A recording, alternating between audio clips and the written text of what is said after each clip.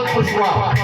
आश्रम में पहुंच जाता है गुरु जी के पास, गुरु जी के चरणों में पड़ जाता है और कहता है गुरु जी बस मुझ पर दया कर दो, मैं आपके आश्रम में पड़ा रहूंगा, मुझे रोज थोड़ा जो खाता हूँ वो खाने को दे दिया करो। गुरु जी बोले कोई बात नहीं, रहो भैया, कोई बात नहीं, हमको यहाँ सबको खिलाते हैं तो हम भी खिलाएंगे।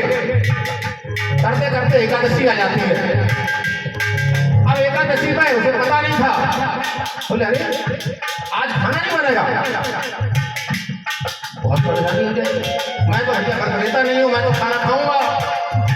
गुरु जी बोले भैया ऐसा तो नहीं होता, तो भैया ऐसा कर थोड़ा सामान ले जा और नदी के किनारे जाके वहां खाना बना लेना, लेकिन खाने से पहले हमारे प्रभु जी का भोग जरूर लगा देना। ठीक है भैया, हम जा रहे हैं, भोग लगा देंगे। बड़ा ईमानदारी से गया, थोड़ा खाना लेके और वो खाना बनाना शुरू करता है।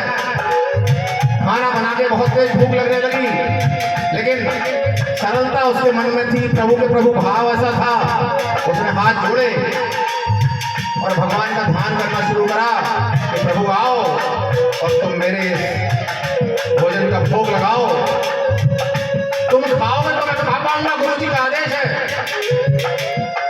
हाथ जोड़े, देखा तो भगवान राम और माता सीता चली आ रही है।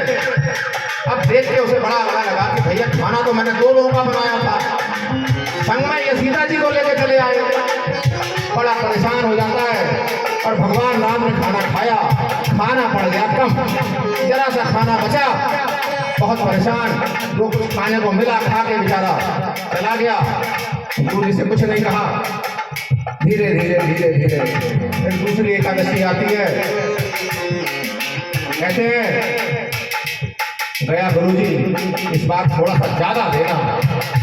भगवान जी जो है वो एक दिन और लेके आए। गुरु जी बोले झूठ बोल रहा है, भगवान को लेके आए किसी को। चलो ठीक है, कोई बात नहीं, ये कह रहा दे दो इसको खाना। भाई खाना दे दिया गया, उसने खाना फिर बनाया। फिर भगवान को याद करा, प्रभु आ जाओ, बहुत तेज भूख लग गई है और मेरे इस खाने का भोग लगा जाओ। इस बार भगवान जी लक्ष्मण जी को भी साथ में लेके आ गए और 3 लोग हैं भाई, खाना मेरा 3 का था, अब इन्होंने 4था और लगा लिया। भगवान है बड़े भाई, समझ में नहीं आता कितने लोग इनके साथ आते हैं। फिर वही बात हुई, वापस चला गया।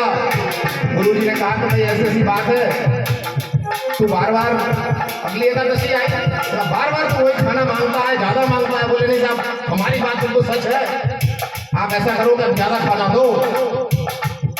फिर वही बात होती है, इस बार और ज्यादा लोग आते हैं। गुरु जी अगली एकादशी को उस पर नाराज हो जाते हैं, बोले झूठ बोलता है, ऐसा नहीं होता है। कभी भगवान खाना खाने आए, हम इतना भोग लगाते हैं, भगवान कभी खाते नहीं, तू झूठ बोलता है। तेरी जितनी उद्दंडता थी हमने सहली, आज हम चलेंगे तेरे साथ। और गुरु जी साथ साथ चलते चले जा रहे हैं। बैठ गए, भोजन बना रहा है। भोजन बनाने के बाद उसने जब भोग लगाने को कहा तो रामचंद्र जी के साथ बहुत सारे लोग आते चले जा रहे हैं, भोजन खा रहे हैं। गुरु जी को कहीं दिखाई नहीं दे रहे हैं, उस भक्त को दिखाई दे रहे हैं, वो परेशान हो जाता है। गुरु जी देखते हैं खाना खत्म हो गया, लेकिन हमको तो प्रभु नहीं दिखाई दे, उसको कैसे दिखाई दे रहे हैं? गुरु जी उसके पैरों में कहते हैं कि हमने इतने दिन तपस्या करी, इतने दिन पूजा करी, लेकिन हमें प्रभु दिखाई नहीं। ये मन की जो सरलता और सच्चाई है, यही भगवान के लिए सबसे ज्यादा प्रिय है। अगर मन की सरलता और सच्चाई से उनको आपने ध्यान कर लिया तो आपको किसी और की जरूरत नहीं होती है। और हम अपने जीवन में अगर ऐसा प्राप्त कर ले तो सबसे बड़ी बात है। तो आगे कहते हैं